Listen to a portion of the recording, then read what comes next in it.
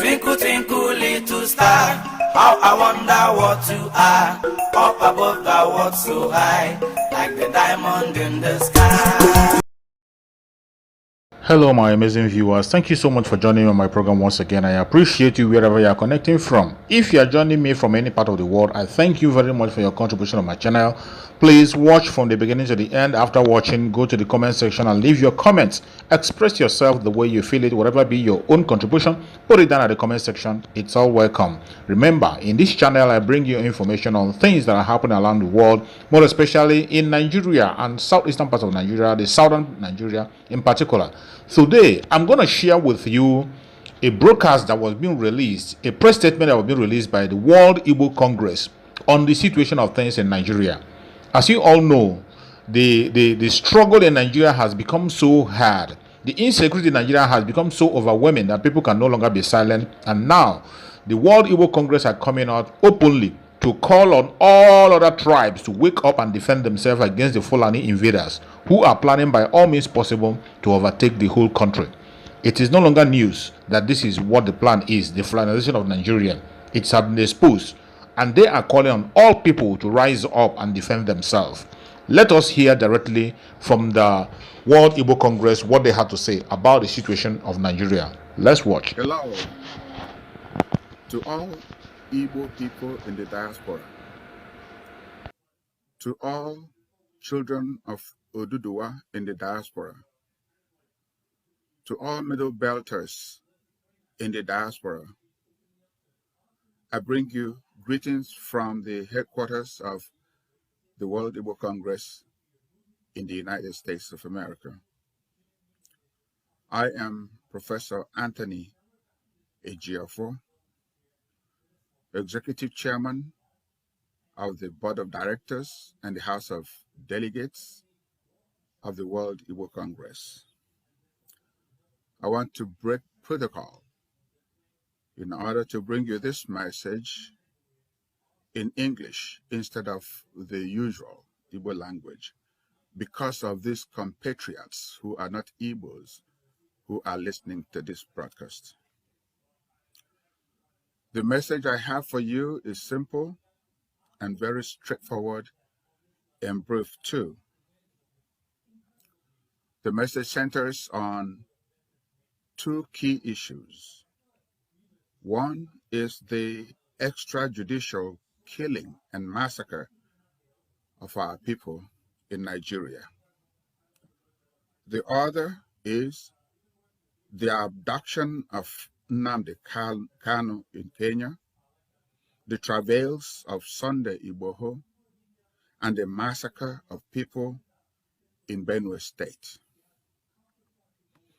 I want to start the first part by painting for us the big picture of what we are up against. That big picture captures the perpetual struggle between Islam and Christianity. I like to remind us that the Caliphate jihadists started their operations from the Middle East, from Syria, Iran, Iraq, and then moved to Afghanistan. By the time they unleashed their mayhem on the population of the world, United States was affected. You remember 9/11 in 2001. Right now, the Caliphate has overrun the Sahel region of Africa.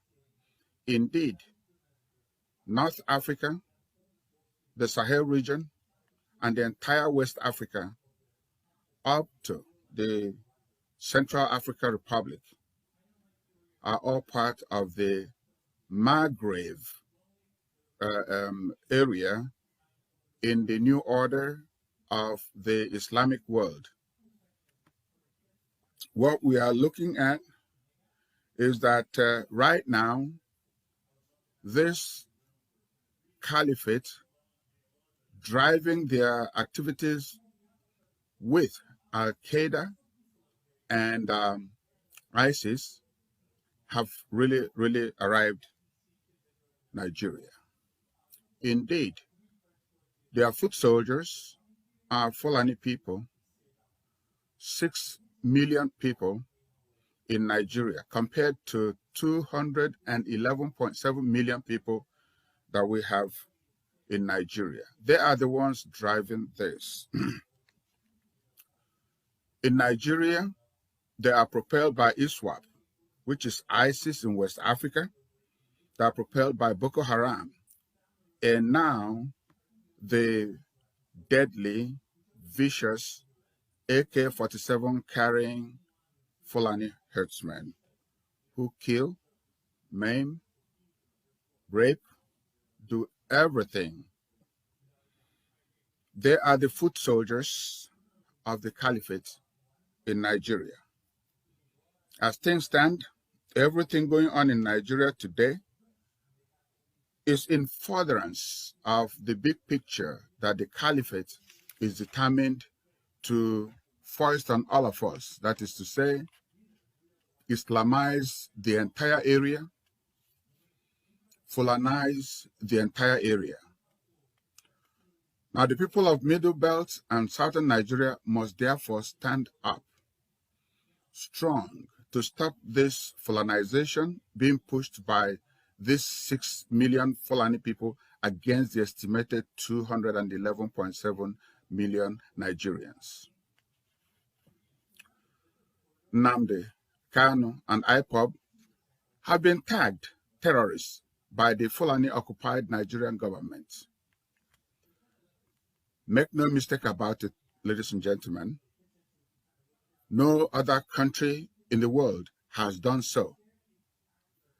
No other country has tagged the IPOB and Nnamdi Kanu as terrorists. And this is because they do not meet the minimum standards for classification of any entity to be terrorists. On the contrary, the Boko Haram, of course, has been tagged terrorists, ISWAP the same, but the Fulani herdsmen have not been tagged terrorists, and they are. Recently, just last month, Nnamdi was abducted from Kenya in an operation that is reminiscent of what happened to Umaru Diko and the crates. My people, what that shows is that there is everything in it that is illegal. Illegal international gangsterism and negation and no respect for the rule of law. Sunday Igboho was attacked in his hometown Igboho in southwestern Nigeria. His house was burnt. His people were massacred.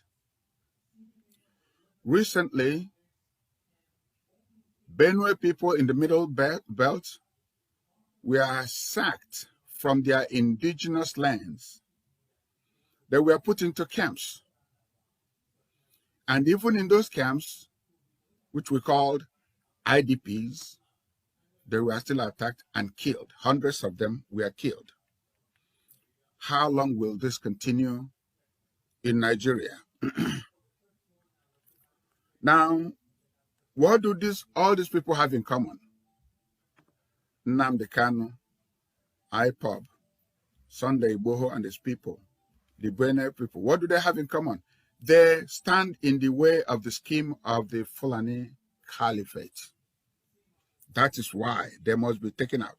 And make no mistake about it, the Nigerian government is the enabler because they look the other way when Boko Haram, ISWAP, and Fulani herdsmen are carrying out mayhem on other people. So, and knowing them as we do, they will stop at nothing to do what? To eliminate any obstacle in their way, even if it means killing the entire 211.7 million people who are not Fulani or Hausa. I'm sorry, Fulani or non-Muslims. I must doff my hat for the stalwart called Governor Sam Otom. of Benue State. This man has stood like a firewall between his people and the rampaging caliphate foot soldiers. I therefore call on the governors of the South, entire South, to be like Governor Autumn, who is not shy to protect his people.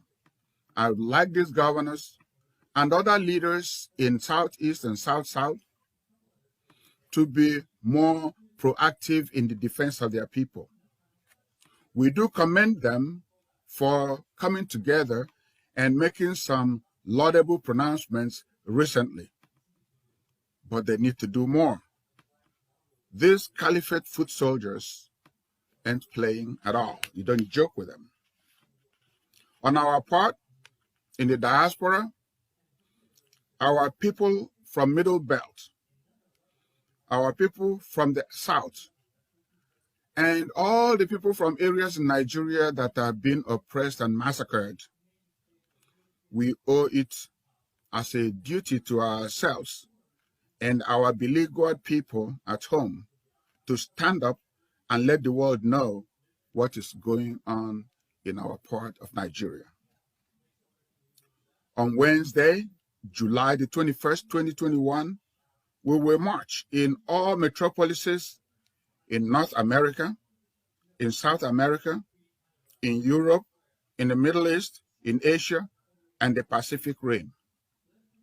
We will let the centers of political power, the centers of diplomatic power in the world, we'll make them become aware of the danger facing Christians in the hands of jihadists in Nigeria and West Africa.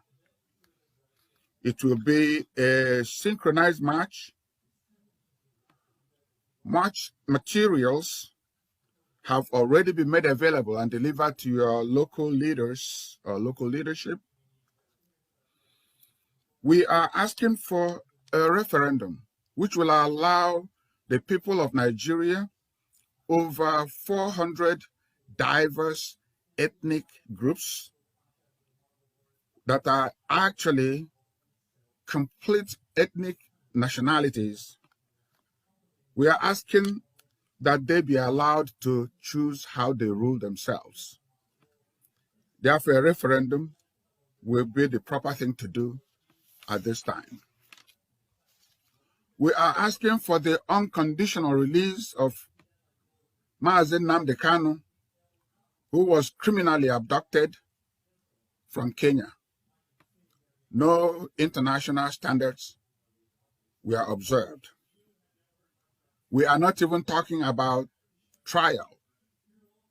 We are talking about release, unconditional release, because of the crookedness of the process with which he was abducted. We are asking for all forms of killing in the Middle Belt and the South to cease. And we're calling on the federal government to pull the troops they have unleashed on the people with a shoot-at-sight order. We are asking for the proscription for the real terrorists, the Fulani herdsmen. We are asking for them to be proscribed and labeled or classified as terrorists accordingly. We therefore call on all our people in the diaspora on this day, July the 21st, Wednesday, 2021, to come out en masse. I call on all of you to remember that you owe it to, as a duty to yourself and your people to do this, to let the entire world know what is going on. My people, may the Lord Almighty guide you and protect you in this endeavor. Thank you all so very much, and may God bless you.